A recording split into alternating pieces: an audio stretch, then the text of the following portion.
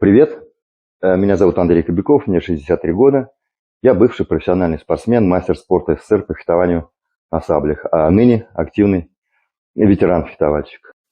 В августе 2024 года мне сделали операцию на позвоночнике. Через полгода после этого я вернулся на фехтовальную дорожку, а еще через пару месяцев выиграл сначала национальное первенство, а потом чемпионат Европы. Я не ютубер, не врач, поэтому заранее извиняюсь за качество видео и за возможные некорректные медицинские формулировки. Я бывший пациент, который долго тянул с операцией, к счастью, не до последнего момента, потому что перспектива оказаться в инвалидной коляске была уже абсолютно реальной. На то, что я записал это видео, меня подвигли мои друзья. По их мнению, это может помочь кому-то справиться с похожими проблемами. В моих беседах с врачами в самом начале, когда я только пришел с моими жалобами, звучали такие понятия, как радикулопатия, ишиаз, неспецифические боли в спине, но все это, как я понял, не диагноз, а лишь описание проблемы. А причины этой проблемы при первичном обследовании, они, в принципе, неизвестны. Их может быть очень много, и это, собственно, подтвердили результаты моего МРТ. Отчет о этом обследовании занял целую страницу. И патологии были обнаружены почти во всех сегментах поясничного отдела позвоночника, но наиболее критичным оказалось состояние сегмента L3-L4. Здесь обнаружили псевдовентролистез, неполный сдвиг позвонков, двусторонняя гипертрофия фасеточных суставов, двусторонняя форминальная протрузия межпозвонкового диска, признаки невропатии корешков L3 с обеих сторон, двустороннее утолщение желтых связок, относительный стеноз позвоночного канала в последней стадии, кисту диаметром 4 мм в левом межпозвонковом отверстии, корешковом рецессусе написано, и вследствие этого его сужения, а также невропатию левого корешка L4. Вот. А теперь я расскажу все по порядку, но не буду называть имен и полное название медицинских учреждений, в первую очередь из этических соображений. Ну и плюс мне не хотелось бы, чтобы это видео оно создало впечатление какой-то рекламы.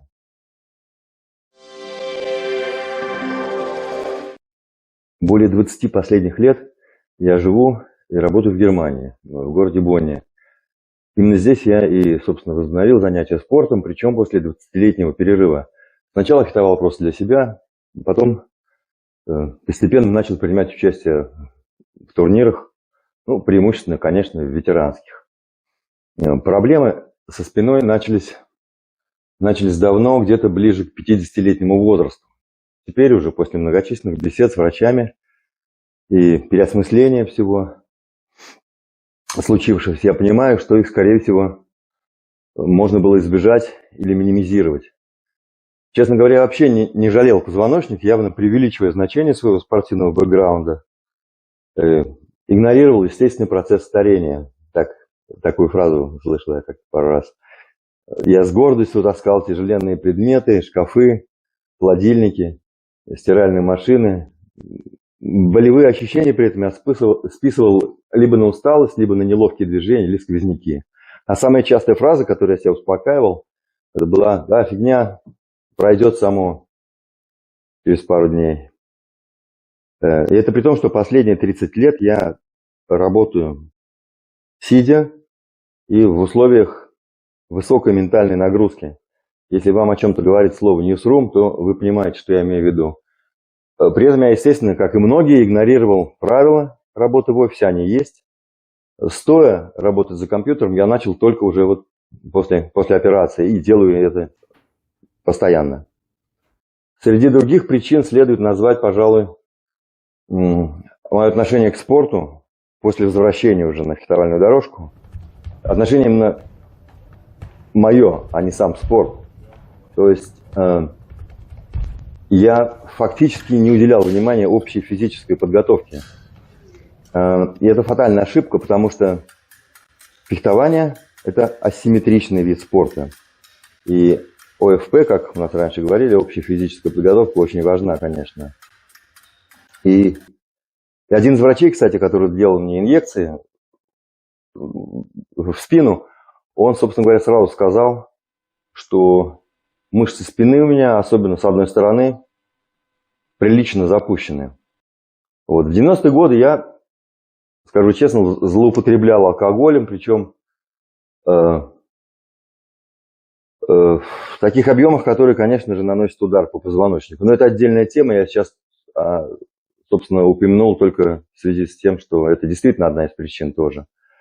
Также, наверное, одной из причин является авария, достаточно тяжелая, в которую я попал в 2019 году. Я был за рулем, лобовое столкновение. Собственно, кроме ушибов и легких ожогов от подушки безопасности у меня, в принципе, ничего не было, но рентген мне тогда не делали, а спина некоторое время болела, и как раз в том месте, где вот ремень безопасности, на этом уровне. Еще одна банальная и научно доказанная причина – это стресс, конечно. Стресс на работе, стресс из-за аварии, стресс бытовой и стресс из-за многого, что сейчас вокруг нас происходит. Ну, и естественные дегенеративные изменения, курение, генетика. Об этом я уж не говорю, это само собой разумеется.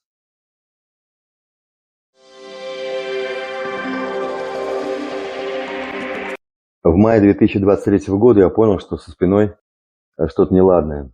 После каждой тренировки или после долгих прогулок ныла поясница, хотелось наклониться и постоять некоторое время в таком положении. Стояние в очередях стало просто настоящей пыткой. И снизилась чувствительность больших пальцев ног, боковых поверхностей голеней. В конце концов я не выдержал, пошел к ортопеду. Ортопед направил меня на МРТ. О результатах я уже рассказал. Вообще говоря, чтение таких документов пациентами не самое полезное занятие. Дело в том, что любого человека, как я понял, старше 25 лет, нормального, в кавычках, позвоночника в принципе не бывает. И к чтению отчетов радиологов, конечно, нужно относиться философски. То есть бить тревогу имеет смысл лишь в тех случаях, если действительно что-то очень сильно тревожит или болит. Я, например, лично дал себе слово, что если у меня ничего очень сильно болеть не будет, я никогда не буду настаивать на рентгене, компьютерной томографии или МРТ. Ну вот, прочитав отчет, ортопед сделал мне несколько блокад, таких поверхностных инъекций с кортизоном. Позвоночник направил на лечебную гимнастику.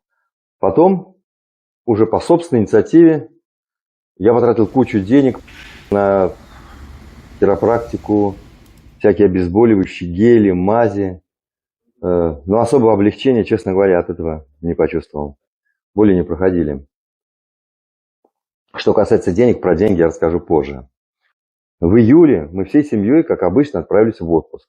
Его мы по традиции проводим на немецком побережье Балтийского моря. Там мы с сыновьями играем настольный теннис. Единственное, что я мог, собственно говоря, в большой теннис уже было довольно сложно играть. И при этом я каждые, наверное, 5 минут наклонялся и стоял в этом положении, в наклоне, чтобы боль чуть-чуть отпустила. Во время одной из игр я почувствовал взгляд, обернулся и увидел на скамейке пожилую женщину. Она как-то улыбнулась, глядя на меня, и жестом руки подзвала меня к себе. Ну, я подошел, и тут она сказала такую вещь мне. У вас серьезные проблемы со спиной, я это вижу, и вам обязательно нужно лечиться. Не тяните, пожалуйста, вам предстоит очень серьезная работа над собой. Я вам искренне желаю удачи и выздоровления. А рядом с ней я увидел прислоненный к скамейке костыль. Всерьез я этот случай тогда не воспринял, но потом вспоминал о нем постоянно, и взгляд этой женщины помню до сих пор. А вот я сейчас думаю, зачем я о нем рассказываю вам, я не знаю, видимо, потому что все спортсмены народ суеверный. На первой же тренировке после отпуска я сразу понял, что состояние мое ухудшилось. Наклоняться приходилось почти после каждого действия. Спина после тренировки болела зверски. К счастью, сидеть было не больно, но долго лежать на спине я не мог. Боль нарастала, отдавая в ягодицы сильнее слева. Лежать на животе было просто невозможно. А самой безболезненной позой было положение на боку, согнув ноги в коленях. Еще участились судороги икроножных и передних большеберцовых мышц, особенно ночью. Я снова пошел к ортопеду. В этот раз он назначил амбулаторный курс перирадикулярной противоболевой терапии в одной из больниц. И во время этого визита впервые прозвучало слово «операция».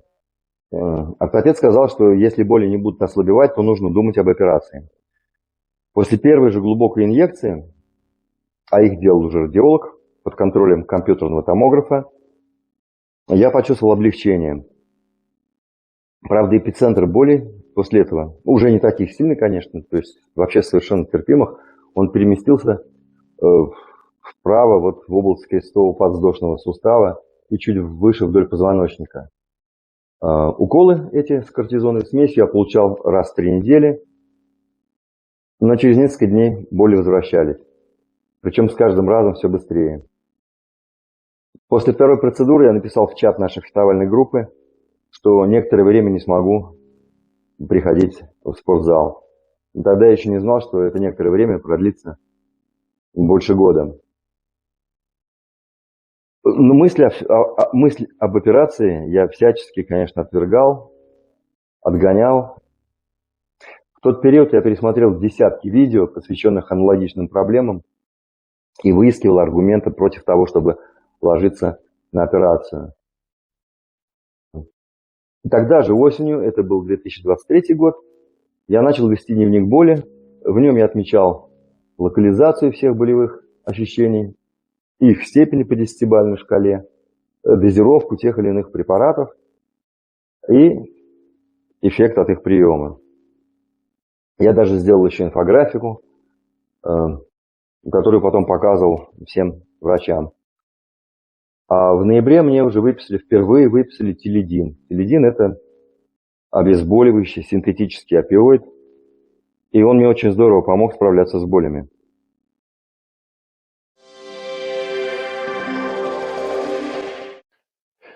Сейчас я уже понимаю, что в то время я не столько боролся со своими проблемами, сколько пытался всеми силами, всеми способами избежать операции. Я продолжал искать на специализированных интернет-порталах, в YouTube информацию об эффективности именно консервативного лечения и продолжал убеждать себя, что все еще обойдется. То есть, по сути, я загнал себя в такой информационный пузырь. И я до сих пор удивляюсь терпению моего ортопеда, моего семейного врача, которых я уговаривал выписывать мне направления на всевозможные процедуры. Это иглоукалывание, массаж, магнитотерапия, ударно-волновая терапия, мануальная терапия. Непринятие мной перспективы лечь под нож подвигло меня даже на стационарное противоболевое лечение. Я трижды с интервалами в 2 месяца ложился на 2-3 дня в специализированную клинику в другом городе, в 2 часах езды от дома. И в этой клинике противоболевые инъекции делали нейрохирурги очень глубоко, под кратковременным наркозом. Эффект был сильнее, боли стихали на более продолжительный период. И во время последней госпитализации после укола у меня даже на несколько часов отнялась левая нога от самого таза. Такого ужаса я давно не испытывал, я никак не ожидал такого. Я видел свою ногу, но абсолютно не чувствовал и ее не мог пошевелить даже пальцами. Хирург, который делал укол, успокоил меня, сказав, что в этот раз инъекция была сделана просто очень глубоко, и что через пару часов все будет нормально. Введенная гелеобразная смесь, вероятно, придавила нервный корешок. Потом я радовался буквально до слез, когда большой палец на ноге вдруг шевельнулся, и нога стала оживать. Но при выписке я вновь услышал слово «операция». Нейрохирурги дали понять, что противоболевые процедуры в моем случае уже неэффективны. Это было последнее мое пребывание в таком стационаре. Они рекомендовали мне спондилодез. Это декомпрессия, это транспетикулярная фиксация аж 4 сегментов, ну, естественно, прежде всего декомпрессия позвоночного канала, то есть расширение канала, там, где передавлен нервный пучок. Вот. Но фиксации аж 4 сегментов от L3 до S2. При этом один из врачей сказал, что если не остановить процесс дегенерации, то я могу оказаться в инвалидной коляске. Я их внимательно выслушал, конечно, поблагодарил, но про себя подумал, ну уж нет, спасибо. 10 шурупов, 4 кейджа вместо межпозвонковых дисков и, по сути, один огромный позвонок вместо 5, как я понимаю. Только не это. А между тем, с момента моего первого визита к ортопеду прошел уже год. Весь арсенал консервативного лечения был исчерпан. Боли стихали лишь после приема телидина или оксикодона. Я был в растерянных чувствах, то есть по-прежнему никак не мог смириться с мыслью о том, что это не пройдет само собой. Стадия непринятия затянулась до идиотизма фактически, а фразу «операция – это последняя опция» я повторял про себя как заклинание.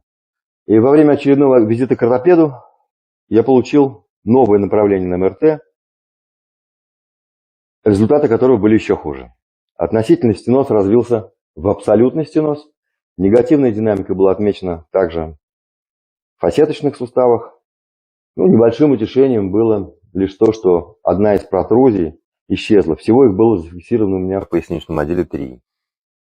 Как я понял, консервативное лечение все же было не совсем напрасным. Тут, казалось бы, все ясно, пора записываться на операцию, идти к хирургам.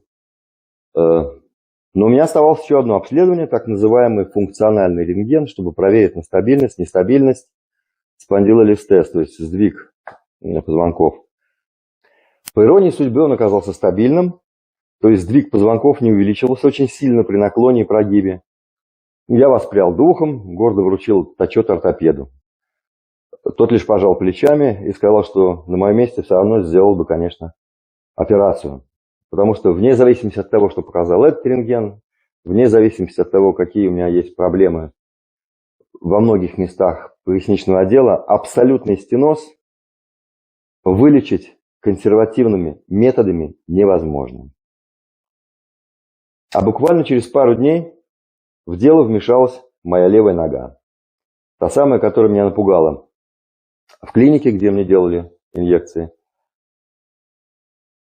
И я куда-то поехал с супругой, остановил машину, открыл дверцу, чтобы выйти. Но левая нога меня не удержала, бессильно подогнулась, и я выпал фактически из машины на глазах у жены. Это был момент истины. Я сразу вспомнил свои жуткие ощущения от временной одноногости и слова нейрохирургов из клиники об инвалидной коляске. На следующий день, благодаря моим друзьям, я начал консультироваться у специалистов из разных стран. Я им рассылал последние результаты МРТ и ждал от них совета. И почти все медики из Израиля, Польши, Украины, Германии были едины в том, что мне нужна операция с декомпрессией и жесткой фиксацией позвонков. Только один бельгийский специалист считал, что достаточно будет декомпрессия. Их мнения сильно расходились в том, сколько именно сегментов требуется закрепить. И тогда я начал искать клиники в Германии, где делают такие операции. При этом внимательно изучал отзывы пациентов, пробивал имена хирургов. В итоге я остановился на 4 больницах. Одной в Кёльне, одной в Мюнхене и 2 в Бонне.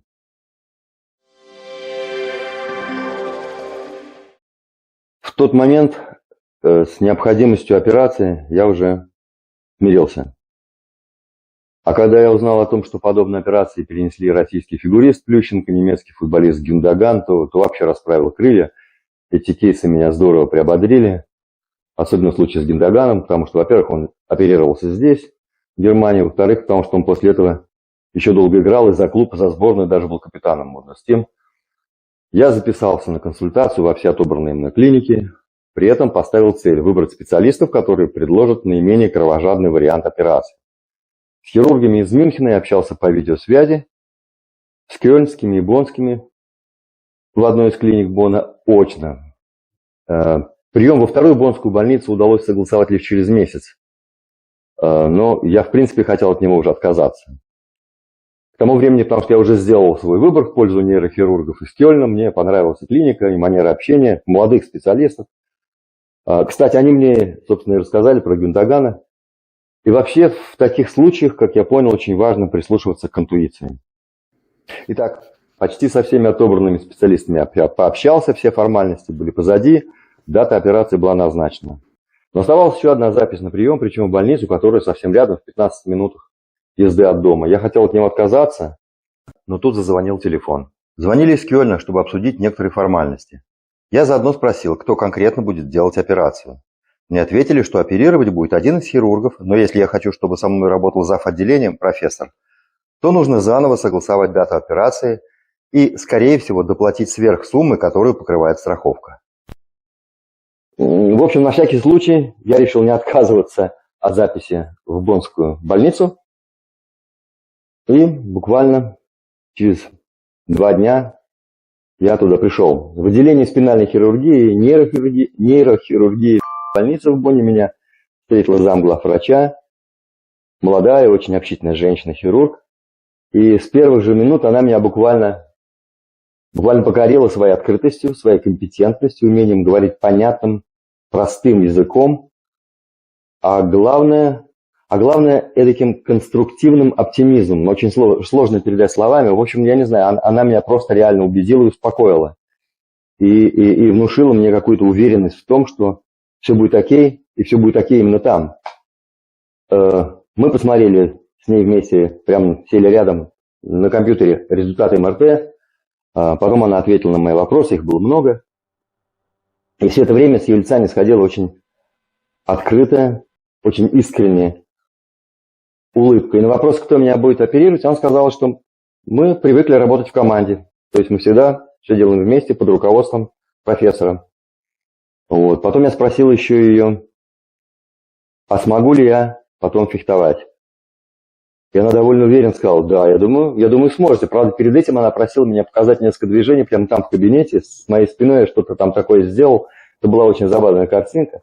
И после этого он сказал, да, я думаю, вы сможете фехтовать. Приехав домой, я позвонил в Кёльн, поблагодарил врачей за готовность мне помочь и отменил операцию.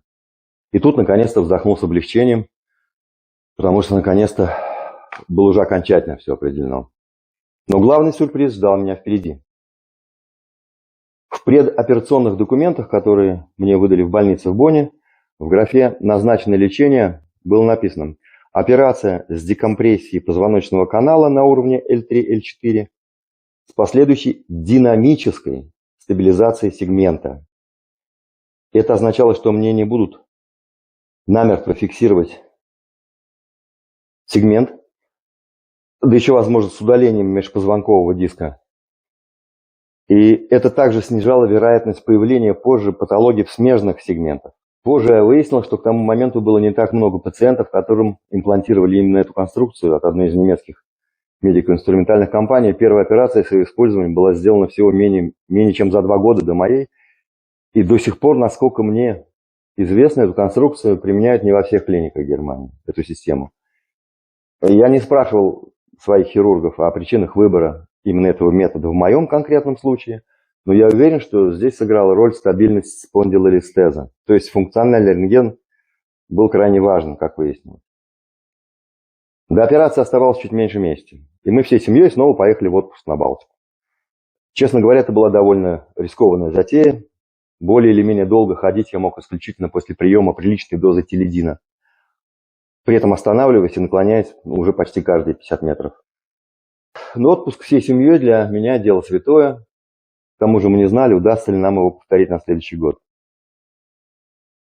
Я, несмотря ни на что, старался больше ходить и уже начал выполнять лежа упражнения, которые могли мне помочь в ускорении реабилитации уже после самой операции. А саму операцию я уже ждал с нетерпением, буквально считая дни. И в эти дни я уже не испытывал ни малейшего страха, хотя насмотрелся видео аналогичных операций и поставил подпись под списком ужасов, которые ждали меня в случае возможной неудачи. Но боли становились все сильнее, а психика была на грани срыва. В последние пару месяцев приходилось постоянно держать себя в руках, улыбаться через силу и даже иногда дурачиться, чтобы лишний раз не расстраивать близких и друзей. Каждый раз, когда подгибалась слабеющая с каждым днем нога, я сразу вспоминал слова врачей об инвалидной коляске.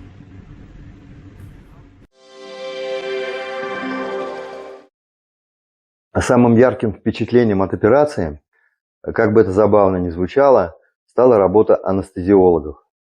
Что, в общем-то, логично. Это единственное, что я помню.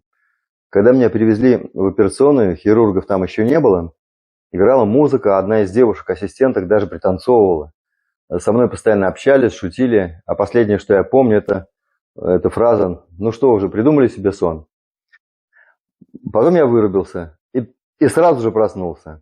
То есть именно так мне все это запомнилось. На самом деле, конечно, операция длилась около 2 часов. Мне тут же вручили специальный дозатор типа груши, чтобы я мог сам себе регулярно вводить в вену оксикодон. Причем дозатор этот устроен так, что больше положенной дозы в определенный промежуток времени не получишь. Операцию мне сделали утром, а уже через несколько часов я мог осторожно ходить, держась за стенку. И почти сразу после переезда в палату я начал делать упражнения, естественно, лежа. Это были, конечно, только сгибания, разгибания голеностопных суставов и круговые движения стопами. На второй день я вышел в больничный дворик. И сразу заметил, что левая нога оживает. Прежних глубоких болей я уже не ощущал, болело прооперированное место. Но мне помогали капельницы с анальгетиками и вот этот вот дозатор груша. На 6-й день меня выписали и передали в руки семейного врача, ортопеда и физиотерапевтов. Им хирурги послали также отчет об операции с рекомендациями. У меня еще оставалось относительно легкое онемение в больших пальцах ног и в области икр с наружной стороны. Хирурги объяснили, что это навсегда.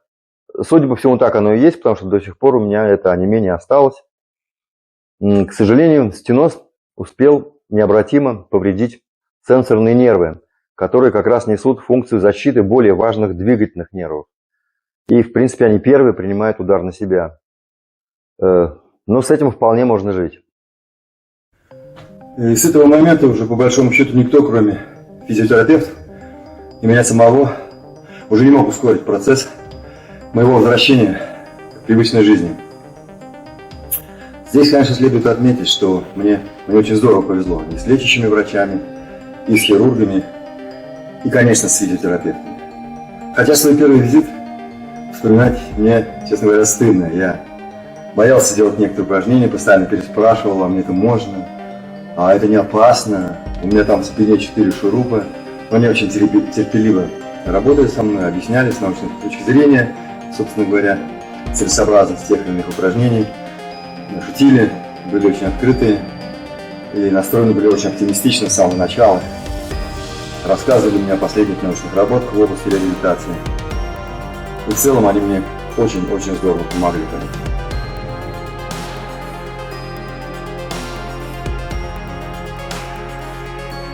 Но самое главное, физиотерапевты, которые со мной работали, здорово зарядили меня своим оптимизмом, подарили мне уверенность в своих силах. И так же, как и очаровательный хирург, которая первой встретила меня в Бонне, они были уверены в том, что я вернусь на фехтовальную дорожку. А фехтование для меня было и пока остается очень важной гранью моей жизни.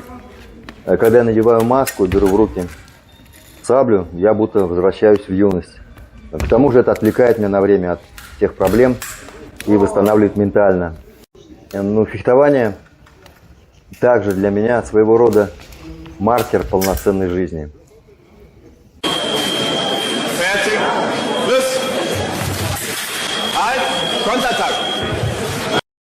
Состояние мое улучшалось с каждым днем. В ноябре я уже выполнял силовые упражнения на тренажерах, и каждый сеанс лечебной гимнастики, в принципе, напоминал уже скорее тренировку в фитнес-студии.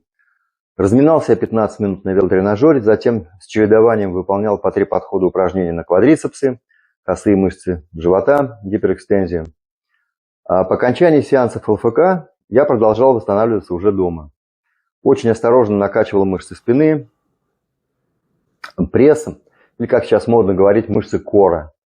К счастью, у нас есть собака, так что ежедневные ежедневная ходьба минимум по 4000 шагов у меня гарантированно была, есть и будет. Параллельно я решал еще одну проблему. Это отмена опиоидов. С них я слезал постепенно. Сначала медленно сокращая дозу оксикодона, потом перешел на телидин, начал сокращать прием телидина шагом где-то в 2 дня. На полную отмену у меня ушло 2 месяца. Хотя, в принципе, можно было и быстрее. Дело в том, что телидин я принимал вместе с налоксоном, то есть он уже входит в состав препарата. А налоксон – это антидот, который в том числе препятствует привыканию к опиоидам. После прекращения приема всех препаратов я стал внимательно прислушиваться к своей спине, особенно после выполнения упражнений. Легкие боли, едва заметные, остались в области правого крестцово-подвздошного сустава и чуть выше вдоль позвоночника. А последние напоминают скорее мышечные боли. Собственно, я их почувствовал сразу после операции, они так у меня, в общем-то, и остались. Но они мне не мешают ни в быту, ни в спортзале. Мышечные боли, кстати, я надеюсь, что мышечные боли исчезают надолго после раскатки мячом. То есть, вероятно, это такие застарелые триггерные точки. Главный урок, который я усвоил, это то, что у процесса реабилитации есть начало, но, пожалуй, нет конца. Я думаю, что я до конца жизни уже обречен укреплять мышцы и как можно дольше сохранять их тонус, потому что теперь вся надежда на них. Еще одна деталь – это витамины, биологически активные добавки, контроль веса. Я стал меньше есть, принимаю регулярно витамины и натуральные овощи, фрукты, и синтетические. Что касается БАДов, то я думаю, что польза от них будет, если вы в них будете верить. Если вы в них не будете верить, то пользы не будет. Дело в том, что действенность их пока научно недостаточно доказана, поэтому я и сказал, если не верите, не принимайте. Намного важнее, на мой взгляд, пить воду в достаточно больших объемах, то есть минимум 1,5-2 литра в день, есть фрукты, овощи, рыбу. В офисе я работаю минимум 2 часа стоя за компьютером. А во время реабилитации, когда уже пришел на работу, когда выписался с больничного, выполнял еще упражнения с резинкой, восстанавливая ноги. Также гонял триггерные точки жестким мячом и делал планку прямо в офисе. Очень важно, хочу сказать, все то время, пока я корчился от боли и лечился, я ощущал абсолютно всемирную поддержку со стороны семьи, друзей и коллег. Я им жутко благодарен, это абсолютно бесценно. Это, конечно, намного круче всяких анальгетиков, БАДов, витаминов и опиоидов.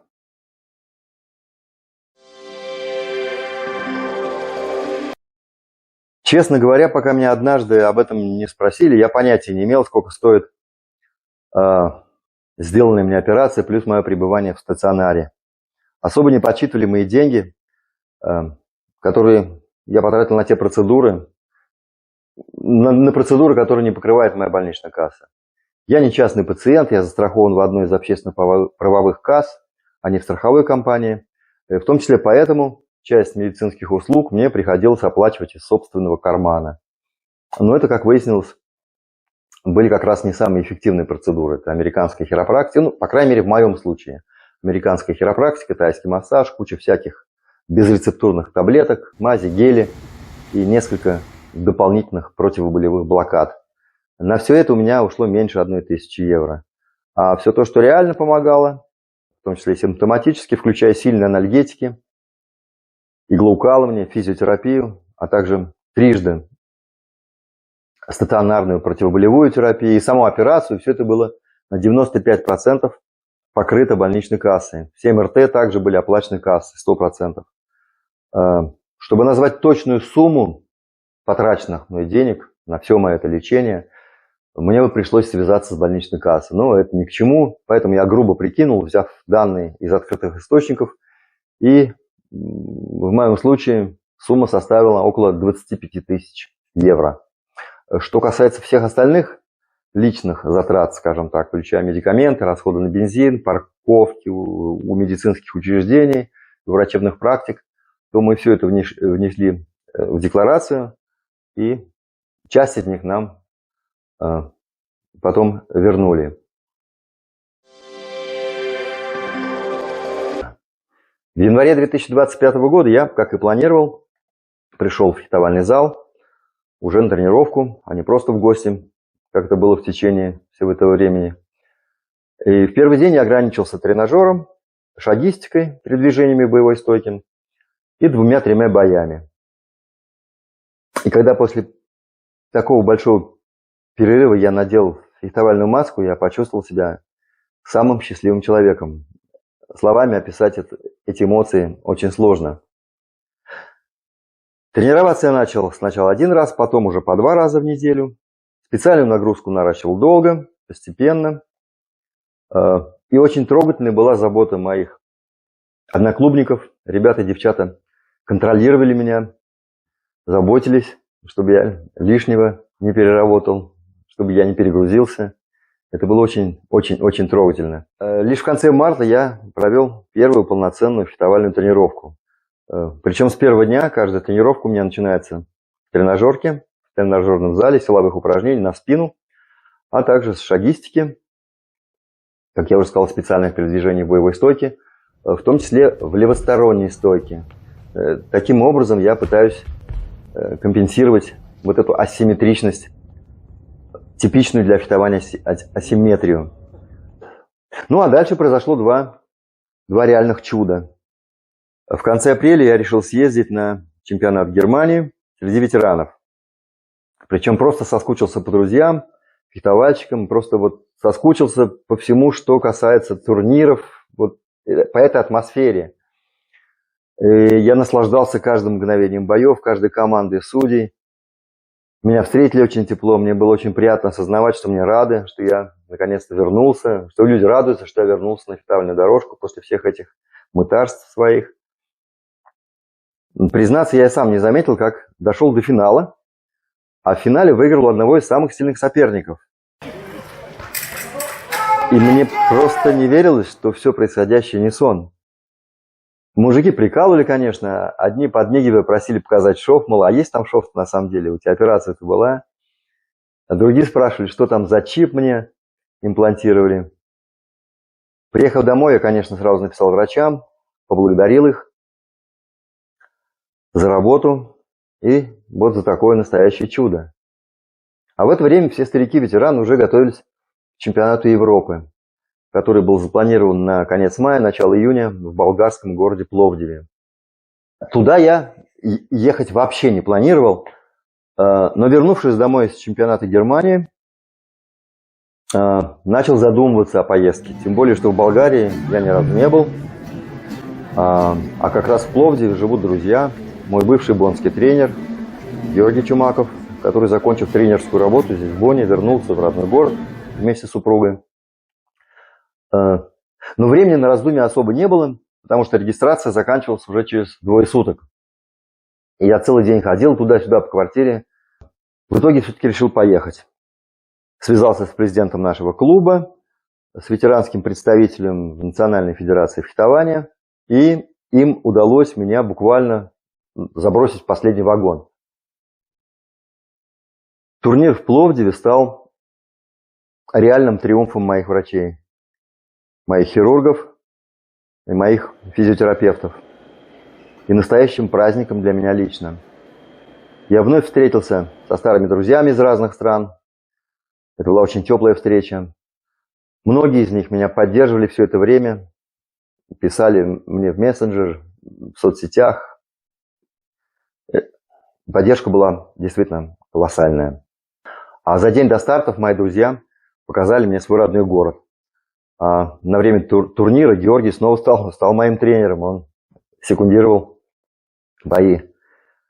В Олимпийке, так мы называем плей-офф, фехтовальщики, мне удалось одержать труднейшие победы над соперниками, которые занимают самые верхние позиции в мировом ветеранском рейтинге.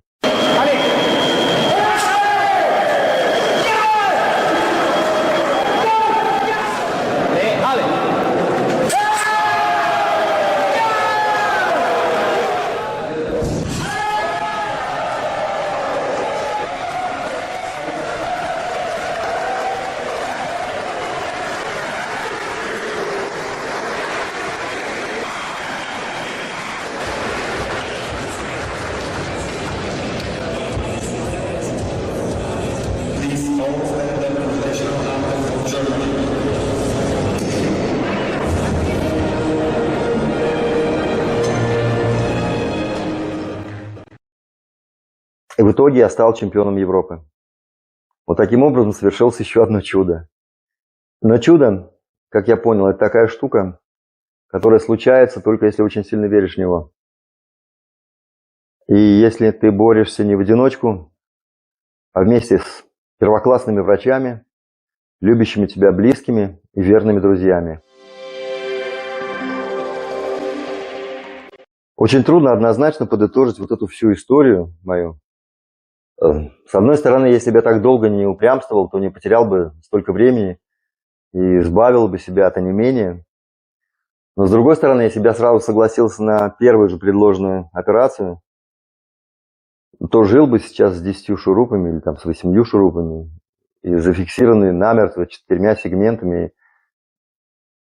И даже если бы я сначала мониторил и в итоге обратился бы в ту же самую больницу, где меня, собственно, оперировали, то не факт, что в то время боннские хирурги уже освоили это ноу-хау. Вот такие дела.